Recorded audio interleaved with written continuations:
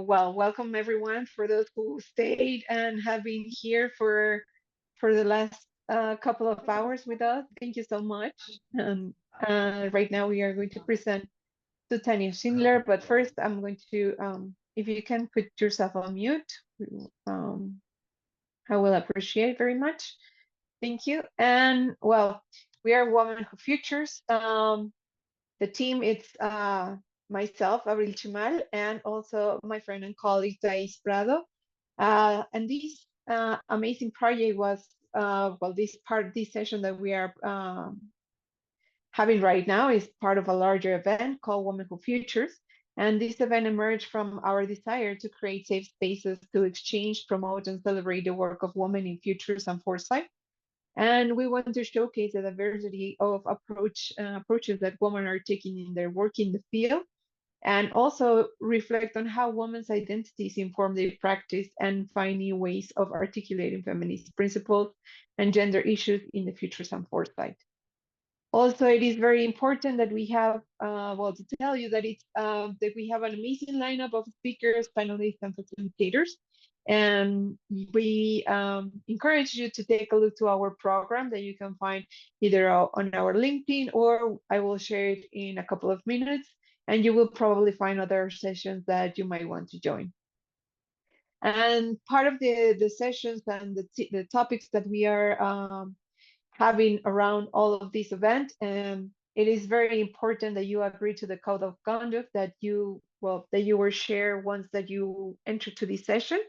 And this is meant to be a safe and enjoyable space for everyone. And so that means that we have zero tolerance to any form of harassment or discrimination. I will be sharing the code of conduct in a couple of minutes as well.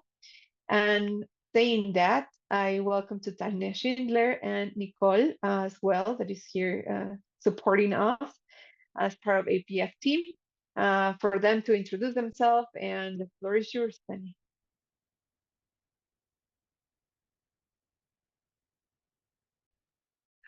Thank you, and welcome everyone.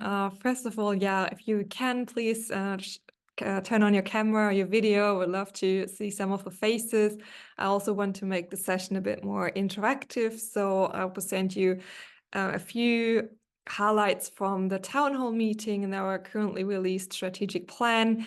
And then I would also love to hear from you how the APF, the Association of Professional Futurists, could help, especially women in the field, to fostering their work and to get our voices more out there. But before I start, I'll also like Nicole, if you're there, you can just say hello as our secretary and a supportive woman in our team. Hello, everyone. Thank you, Tanya. Thank you, Abril. Thank you, Thais. So you have any questions around also membership and how to join, you can reach out to Nicole later. About myself, before I start the introduction, I'm a futurist, I'm a full-time futurist, say, for over 10 years now. I started my career in corporate. So I worked for Siemens and Osram in Germany, and within Osram, I got from a product manager into strategy, and they asked me, what is the next big thing? And with this, I then started to Google what is futures, foresight, trends, and I came across scenarios. So I've self-taught myself a little bit around that. There's a very European approach to scenarios. If you're from Europe, it's very data-driven, Excel sheets, comparing trends. My background is in engineering, so I kind of really got into that, but I really love the creative part as well, to really imagine what is out there and how to imagine different futures. And I love that topic so much that I then decided to go all the way across to Australia and did my Masters of Strategic Foresight and MBA at the Swinburne University. And I was lucky that Peter Hayward and Joe Rose were two of my main lecturers and professors. They will all be taught under Richard Slaughter and his school. And I also got to work with Sohail Inayatullah and the CLA down there. So it was really kind of opening my mind away from general trend and technology of foresight into a world of like, oh, social change and even philosophy. We really digged into what is reality, or what is the table, and what is the universe. So it was also quite a contrast from the strategic foresight masters, where we all asked questions and got curious about new and understanding problems. And the MBA, we were all about solutions. But the leadership style from the MBA that I learned there, which was a lot more on self-reflection and finding out who you are as a person in order to lead, was also so different from, I would say, really tech or engineering approach in Germany, where you mostly get hired to be a leader because of how good you are in your field and not necessarily how good you are with people or leading people. So this really shaped not only my future skills, but really my personality. And being 2 years in Australia and traveling around the world was amazing. And then I came back to Germany and we decided to be a full-time futurist for a startup. We also used Foresight software. So if you have any questions around Foresight tools, I probably know all of them and tested most of them and worked with them. But after 2 years, I also figured all those tools are nice and they help to do the groundwork. But what if we don't really start and end there and we don't have those conversations? And many organizations, unfortunately, I see globally still, they're on a trend hunt, I'd say, but they don't spend enough time to find an analysis what is the future and how is organization to be able to react and prepare for the future, but even though necessarily what responsibilities can organizations these days take over to shape a future actively, and to knowing that every decision they make that leads into specific futures, and they rather think about the long-term consequences of their actions so they shape a future that we all can thrive in instead of causing more problems as we have in the past. And there was all this tumult. You may also have seen during the pandemic before I was founding Future Space, a community also to really grow and to be really open about everyone who wants to learn about foresight and futures. And the APF was watching what I was doing there and really liked, I think, the openness and also the different approach we had there. So without further ado, I somehow ended up in the board and the vice chair for the last 3 years.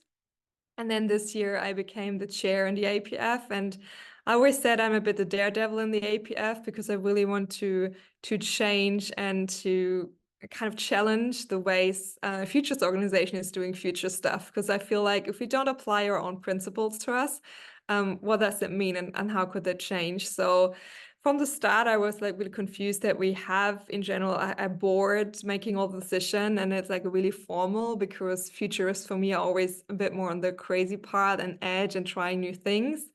And this is what you see later, that we reimagining a little bit the way of how a board can function and how really board members take on different responsibilities, being approachable, and our members can actually start more and more things. Yeah, the downfall on kind of like my enthesis with the APF is, and Tiana knows that because she's a long-standing member of the Future Space, is that I neglected that little project of me because there's only so much time you can put into volunteering work, and we all volunteer our work from the APF except for the staff team that we have to support us to get all the things done that we're going to have time for. We're also focusing on our own businesses. So besides my APF kind of duties that take a lot of my time and passion, what I love doing, I'm also work as a foresight expert for the EU Commission, and I really challenge their point of view of using Delphi as their favorite method to can we do a bit participatory futures? So we did a project called Stories from 2050, where we reimagined how citizens would see Europe and the world of Europe by sending them on a space mission outside of the world, and how we imagine a new planet. And my key takeaway from that was, because at the end of the session, we asked people if humans should come and visit a planet, and most people said no, because they created such a world that they want to nurture and kind of like protect from all the humans that destroyed the current Earth, that I really felt there is more to futures than just sci-fi and technology. And it really comes down to how we want to live as a society and as humans in the world and connected with nature. So this is why we also had a long discussion in the APF, how we describe a thriving planet and humans taking action on that. But how do we really not always put humans into the center, but to say we're all part of nature and our planet? And that's also very important to me. Yeah, the last little venture is then the Futures to All company that I founded, which is mostly made of my consultancy, although I don't like the word consultancy. It's more about creating partnerships with organizations and enable them to do futures without you, but they don't want to because it's fun working with you. And that's a little bit the style of how I want to do it. And one last anecdote I want to take from this is that we built the Futures to All team kind of originally as a collective as well, to grow and to scale. I kind of broke my foot or my ankle 2 years ago, and that slowed things down. But after my recovery, we had an amazing project, and I was asked from entrepreneur.com in the Middle East to do a foresight training for 20 leadership, potential leadership people from the Government of Health. And I reached out to my network and found 5 other amazing female futurists, because I said, if I want to put a statement, I want to go to the UAE and do a session with all female futurists and actually showing that we can definitely lead and lead by example.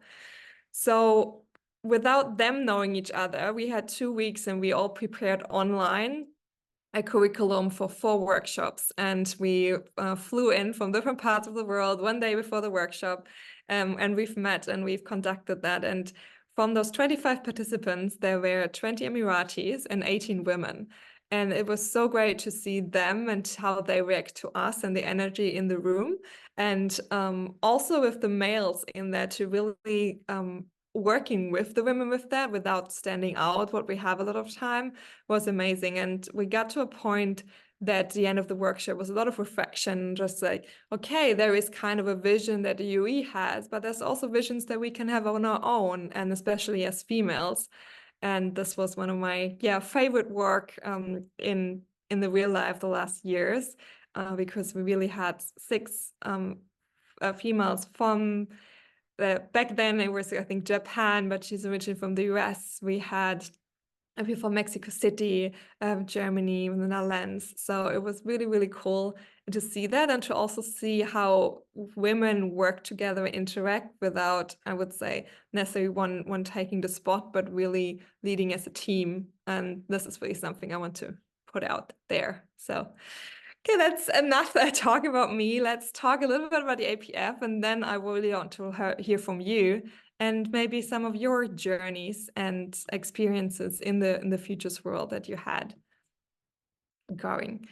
So we definitely on a transition, as I said, in the association. When I joined them back 2015, because I won the student prize, I also felt it was a bit outdated. It came from the US. It was heavily driven from some of the long-standing members who felt really about protecting things. And I'm really a person about building bridges and being open. And this is a little bit of the spirit I want to take in there, without denying or neglecting that we want to get certain capabilities into the field and really share what we believe it's good futures. But as you see, we had a strategic planning with the APF, and at the end, it's not so much what tools you use, but really the mindset that you have when you do futures, and almost the ethics or code of conduct you do to your work that I feel makes you a futurist. And you can hack any method or use any method or come up with a new method to able to translate and to make the complexity of the future more accessible. But it's really how you address it with your mindset that makes, for me, the biggest shift and the biggest potential for good outcomes. We are really diverse board. Right now, we are globally from Australia till Mexico City, Singapore, Spain, Belgium, Germany, the UK, USA, Canada. See if I've missed. Of course, you all know there's always more potential, and what we certainly lacking, we want to acknowledge more members, is also from Africa, South America, and Latin America, and the Caribbean. This is also where we have April on our board now, who really helps us also to reach out in the Spanish-speaking community, because it is the most spoken language in the world, and we shouldn't, just because English, it's maybe sometimes easier for some people to speak, to really see and to acknowledge that culture in futures. But we're at the moment 6 female, 6 male. I'm really proud of, and we really got younger and new energy in there. And as I hope with, as I said, the new government structure, we also be able to really reach out to more people. So the redefined mission and vision of the APF is that we really want to a world that is transformed by foresight and futures thinking, and where humans take actions and decisions, but they nurture resilient, inclusive, and thriving planetary futures. And that's what I meant earlier. It's on us to make decisions because we have such a big impact on the world, but the impact on the world should not just be on us and how to make humans better, but to really see how the planet can thrive in completion for next generation of all kinds, humans, plants, animals, and anything in between that we may not aware of. And then our mission is then to really, really foster the field and to value foresight and futures thinking. I always felt at the beginning that it feels sometimes like a Shark Tank and that a few clients and everyone is kind of fighting for that. And I'm always wonder, like, we should be here to open the field and to have more conversations why it is needed, so that all of our members and non-members, even everyone does futures, has enough work. Because at the end, every organization should work with futurists internally or externally. So we are here to enhance the skills of the global standing and the impact of our members. So how can we make them shine, and how can we make sure that it is seen what we're doing? Our key goals for that is to first promote foresight and futures thinking and evaluate the value of foresight and professional development. So how can we improve our capacity and new methods? And by this, I mean that there are 80 standing methods at the moment, but how can we really hack them, and how can we challenge ourselves to go more into the fields of arts, of design, of innovation, so that we really grow also with the time and don't just stand with the current methods that we have, but see how can we challenge and apply them to different contexts and different clients.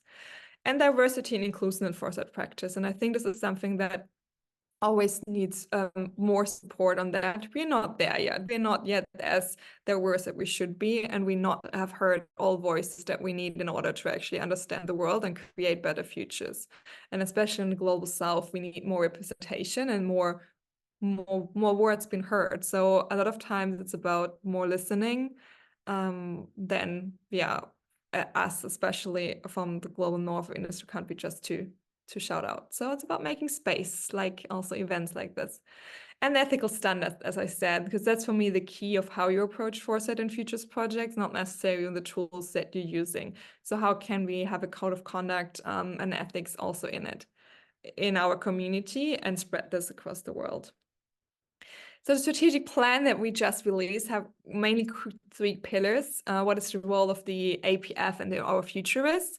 What is the value that we can bring to our members? And what is the new governance model in order to get the board more connected to our members?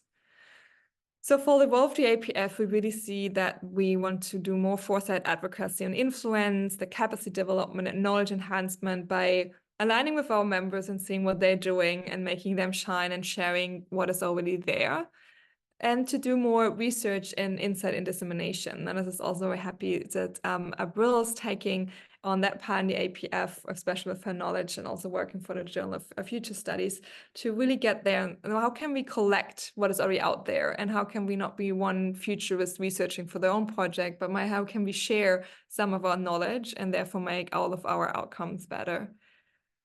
As I said, the ethical standards and social responsibility, the interdisciplinary collaboration, networking on a professional scale, but also important on community building. As you all know, as a futurist, and if you work as a consultant, it can be sometimes, I feel a bit lonely. I work mostly remote. So whenever I'm on a futures event, flying to Lisbon to the Future Days next week, it's just like feeling home, coming home and meeting my colleagues, or maybe going to work, if that's the right metaphor, going there and to really see how much energy is there once you talk to people who are on the same level and kind of like encourage you to foster and to strengthen your thinking, but also to go outside your comfort zone in your projects and with your clients with some things that you normally maybe cannot discuss with your clients directly. Which brings us to what is a professional futurist. And we had long discussions about that. And we find at the end, there were 3 key things that we really believe in. And this is the experience criteria, ethics, behavior, skills, and knowledge. And all those things in here are just examples, because just thinking or scenario planning or any method, as I mentioned, is just like one puzzle piece. You can be a futurist without applying any methods, but having the skills to have the right mindset to drive conversations about the future, that really makes you do that. And the skills and knowledge really need to be multidisciplinary and outside of your normal comfort zone, so that you can make your clients feel comfortable in the ambiguity and uncertainty of the future.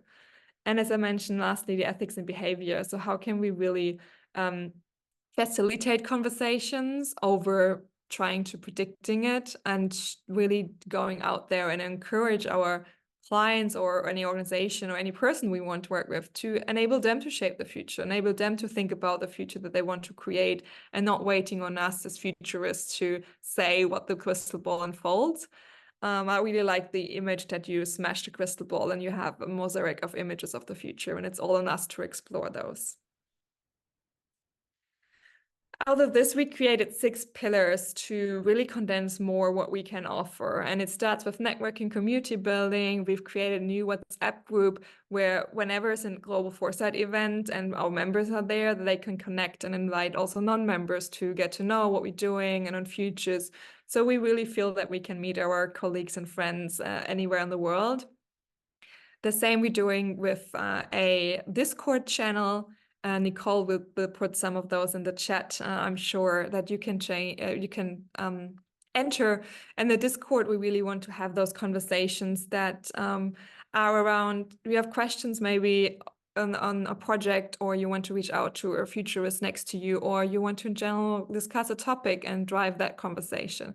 Anything that you may kind of do because you're not in a big team, but you want to connect on that. And we just started a channel, so be patient with us. We're keeping up, and we're getting there to get more insights and more people active. Then as a capacity development and learning, in general, we are all lifelong learners, but how can we enable this? And we don't let the APF want to come up with like new programs or not our own trainings, but we really want to reach out to organizational members and to see how they can explain and can work and can share some of the work. And you can learn from them. So we're working a lot now to getting their knowledge in, to getting more visibility, so that you and any other can also learn from the members that already doing or preparing trainings or create a specific method. Then research and insight, as I mentioned before, how can we get maybe publications out there and emerging drivers analyses that we see as futurists globally that you can use for your work and you'll be part of. So it's not one, it's a strength of us all. Career development, profession development. Here we also have already the Emerging Fellows program, if you heard of that, if you're kind of just emerging in the field, but we want to have an advanced fellowship program where we get peer-to-peer mentoring, so you can or find another person amongst the APF network and just challenge and learn from each other to grow your field or find your voice that you want to put in the futures out there. Public relations and media outreach. So this is we starting more and a level first on how we generally communicate. If you've seen and follow, we're now releasing a monthly chairs report and more newsletters, but we really want to make a whole better onboarding experience on how you can connect with members and what you can learn and where can you find content. And then in the long term for 25 and 26, really the APF goes into publicly doing press releases to emerging topics and reaching out to other organizations and governments, and to really be an advocate for futures, to let's say. So how can we have maybe the voice and be the voice for the next generation and get our opinion out there, and to see that futurists can really be helping and driving those complex conversations that we have these days, and actually connecting societies rather than polarizing them. And lastly, advocacy and representation. So that's really how to grow our communities on the partnership levels. We really want to reach out to all the other existing foresight and futures networks and communities out there, because we believe together as an ecosystem, we're stronger. And we really want to represent the field that is there. So anyone's interested in getting there. I feel the more noise we make, the better we can make the world, because of what we do, and hopefully of how we approach futures differently and more inclusive and diverse. And then our governance model, as I said, and as you know, I have a German background, or that's not the next slide, you'll see why. I try to do graphics complicated, but in a graphic so I understand, and I hope you understand it at all. Here again, you see the full board with the names, and feel free to reach out to you. Then we can also share the presentation later. You see that we have people all located in different areas, and we really want to empower more connection and regional approaches, which I show you here. This is the graphic I've talked about. So originally the board only had 12 members, which you see here outside on the circle.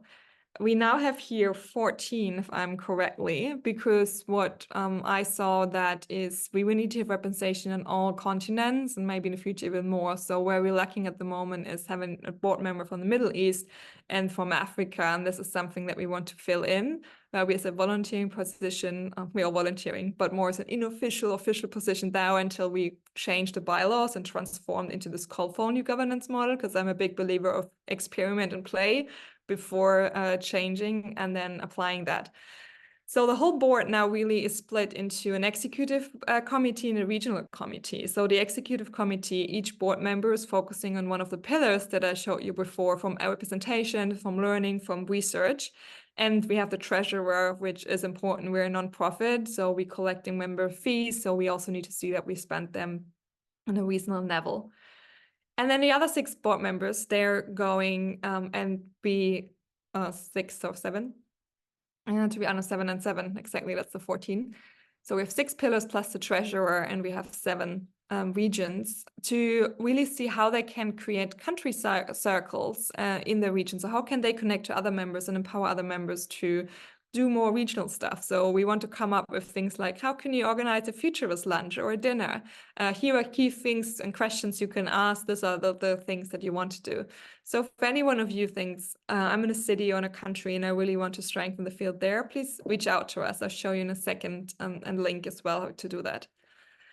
And then the regional committee meets regularly to see how to strengthen the awareness in the region, and the executive meets to see how we can build and foster the programs that we need to create member value.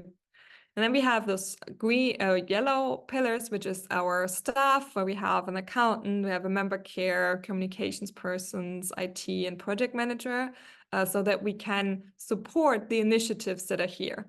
And we have 4 core initiatives that are currently still driven by APF board members, which is the Emerging Fellows. The Compass is our own magazine. We want to establish a Futures Wiki because we feel there's a lot of different terms out there that are hard to understand. And I say, and I'm not a woman of words, I'm visualization or discussing. So let's get the words out there and discuss what we want to use and what we don't want to use. And the awards, the IF Awards and the Student Awards that you've may seen, one of the key elements where we really foster and strengthen the field and showcase amazing work that is done out there. And then we have now new established member-driven initiatives where you can take part or lead one of those. So we have established an ethics committee. We have in the past for foresight evaluation. We want to do something about manifesto. So what is the words that we want to get out there? More webinars, gatherings, and something that I really enjoy is a Futurists in Residence program. In a way, how can futurists in general work with organization if they may not completely hired or as a full-time and not a traditional consultant? And this is a model that many of our fellow members in the US are already practicing. So I want to showcase this and make it more accessible for organizations to see how they can work with futurists, and maybe for you to see how you can present your services. And this is where you basically have one foot in the organization, one foot out, so you can help them building their foresight and future skills while still working across different industries to get their knowledge in. And it's more on a retainer based, so want that. Okay, I'm talking already too much. This is the current board split. Some of our board members have double roles at the moment, and we are transitioning, as I said, to the regional committee. So we're still missing Middle East and Africa, but we have Miguel, the vice chair, focusing on communication. We have Seth as a treasurer, but also focusing on our regional North America. We have Abril, who's doing with research, but also Latin and Caribbean. Then we have Trisha on emerging fellows and research. We have research and professional development. We have San on learning and also the Futures Wiki. And we have Jeremy who does communications. And then here you see the regionals. We have Luke in Singapore, Steve in Australia, Maya in Belgium. And as I said, Abril in Mexico and Seth in the USA, to really start and connecting those circles there. And our core initiatives are driven additionally with Maggie and the awards and Steve on Compass. And this leads to the member-driven initiatives, where we have Annette, who does currently the foresight evaluation, and to really see how can you make sure that your work or our work has impact. We have Elasia, who is the Futures in Residence and works on an organization, and I really want to connect more Futures in Residence and people interested in that. We have also a LinkedIn group for this, and there will be something on Discord soon. And we have Terry Grimm on Code of Ethics. We want to establish an ethics committee as well to say, okay, what are a few things in our field that we need to be aware of or that we want to have a standing for? And this could also then translate in our PR. And now this is the field where you can contribute. So this is just a few ideas that we have. If you're interested in any of them, please scan the QR code or the link and let us know if you would like to participate or even lead. If you lead, we ask you to come up with 3 or 4 goals that we want to do there in the program, so that we can really also track and bring that back to the board and our members on what we're doing. We have ideas about online learnings and webinars where we need support, gatherings, especially in your regions and cities. Futures X, which for me is something, how can we do short video formats about things and methods that we're doing or of other projects that have been done that we can be shared. So it's like a key learning from small clips of futurists. Then regional pro devs is learning exercises or learning programs that are led by lenders. We have Manifesto, Book Club, and the others I mentioned. How can we grow government relations? So we see that Futures has also positive impact there. And of course, diversity and inclusivity. We have an APF events calendar that you can sign up to. And then you get all the events in a Google Calendar and you can follow up. You find to register also on our website, the APF events.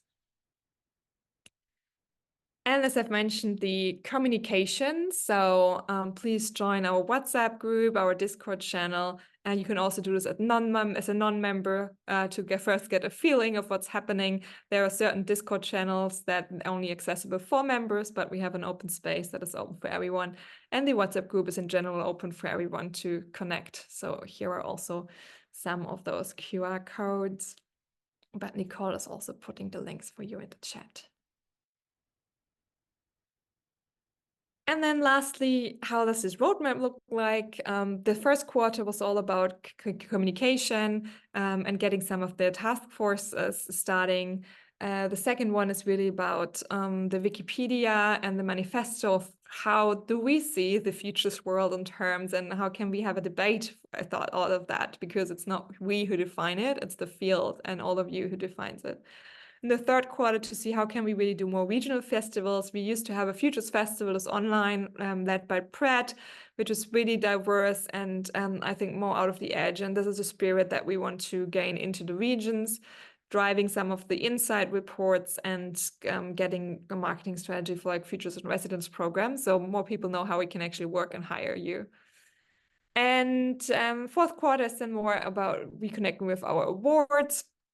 Also administration of finding new board members, which is then a great pool, of course, from the volunteers who are working with us, and to create the emerging fellows, a new cohort. And 2025 and 26, you see most some of the other things that we have in mind, and then come up with a strategic more planned when we do. So we say one thing a month at a time. Miguel and I are currently trying, doing that.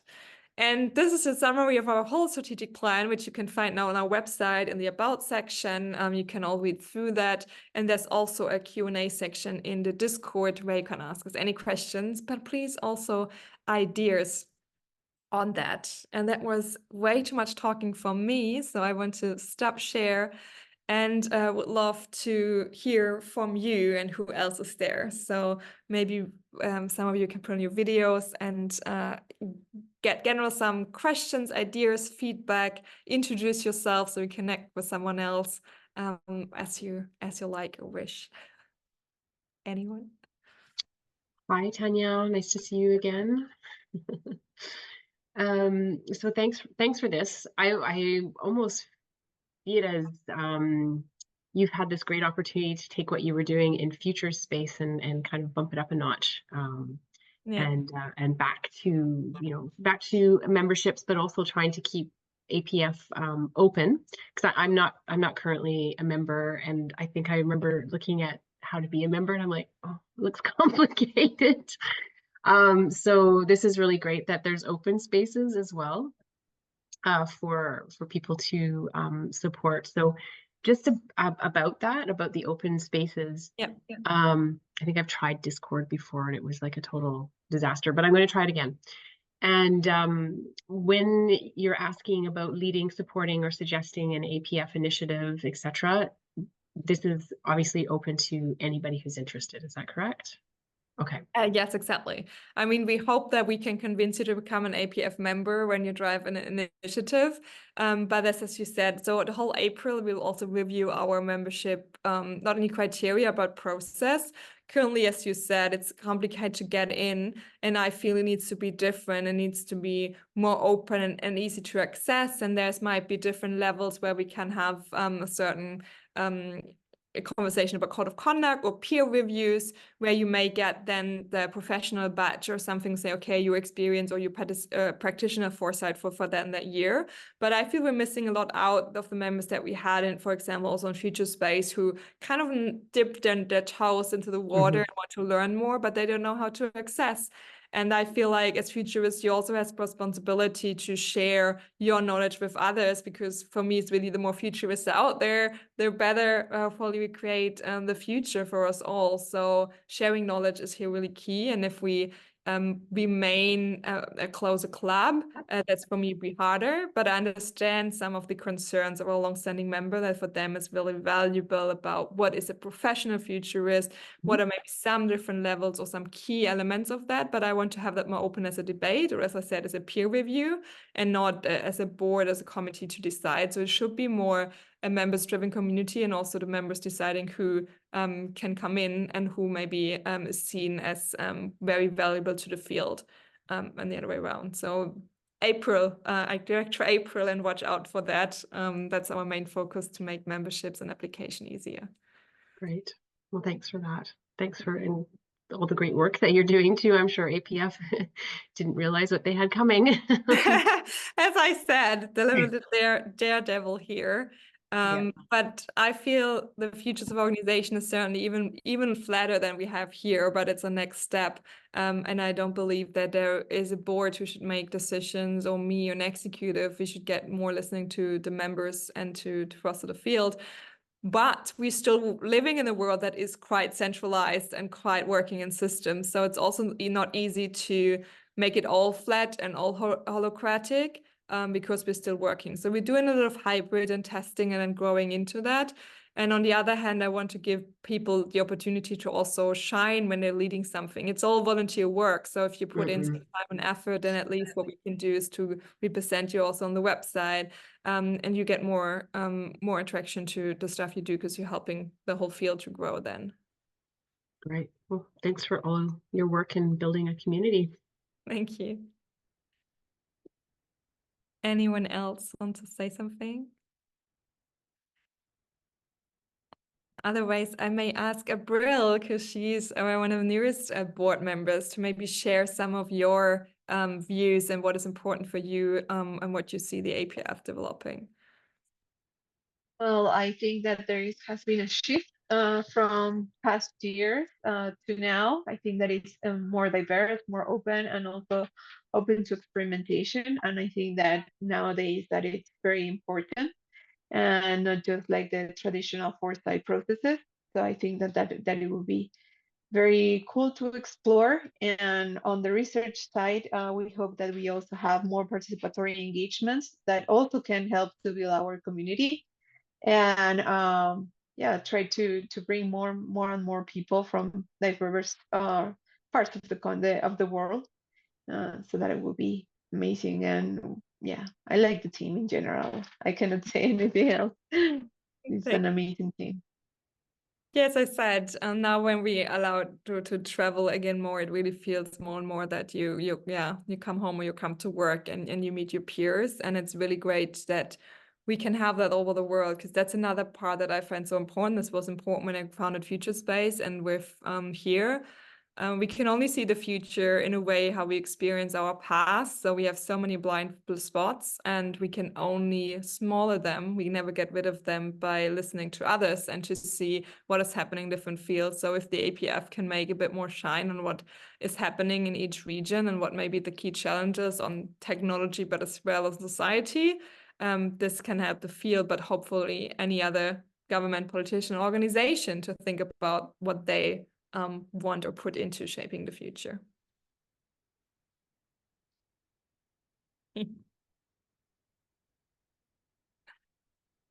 Nicole, can you maybe point out some of the events that are coming? Yes, we have upcoming a members roulette on March 21st, I believe. It's an opportunity for members to get to know one another in quick, short, one-on-one conversations like speed networking. We also have an Oceania open house event, which is intended for people from the region who are working and practicing as futurists to come meet, connect, and learn how we can help develop the field further in Oceania. That's going to be on March 20th. And on March 23rd is going to be our first Friday event for members, which is an event where we have a guest speaker. For this month, it's Richard Young, and he will be talking about love and technology in the age of technogrift, I believe, speaking about some of his insights from the new book that he is writing. That's what we have planned so far. And if there's anything else, you can certainly find out about it on the APF Discord channel. Thank you. Yeah, and if there are no further questions, I just also want to thank Abril and Tias, what's her name? Thais. For making this opportunity happen. We had this quick discussion earlier to also say, and maybe to get the field to get more men in to listen, and also be part of that. And I think this is something, that message that we want to get into the APF, that the future is female doesn't mean there are no men or we don't value them at all. But it's more acknowledging that the energy has been really male-driven in the past, and there's maybe some place for male who will be willing to listen and learn from what others have to say and think. But this is why the APF is really supporting these initiatives, and we hope to see a way more. And yeah, let us know how else we can support, and we will get some of the messages and maybe some of the recordings here to our members, so that we have more people listening. So thank you. And Thank you so much.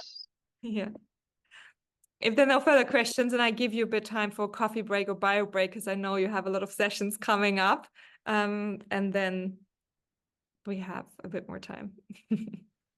Thank you so much, Tanya and Nicole, for being here, and thank you everyone who joined us for this session. And we hope to see you all at APF, at some town halls, or like any other event like the roulettes, or we are going to have a lot of events around that. So please subscribe, enroll to the community, and thank you. Yeah.